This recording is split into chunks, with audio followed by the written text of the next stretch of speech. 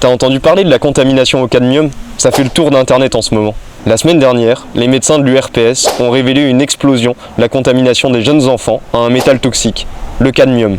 Il est présent dans les pâtes, le pain, les céréales, pour ne citer que quelques exemples. Mais en réalité, ce métal est partout. Des sols aux aliments, des aliments aux humains. Et les médias qualifient de bombe sanitaire, ce qui en réalité n'est qu'un développement normal de la société industrielle. D'après une étude de Vert de Rage, 21% des Français dépassent le seuil critique de cadmium dans leurs urines. Une limite au-delà de laquelle peuvent se développer des maladies graves, comme le cancer du pancréas.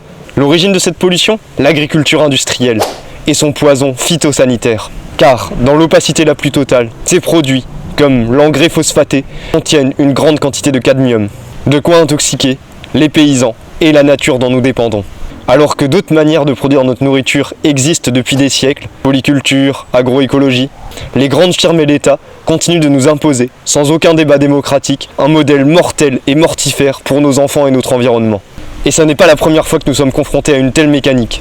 Pensez au scandale des pesticides, des métaux lourds, des plastifiants.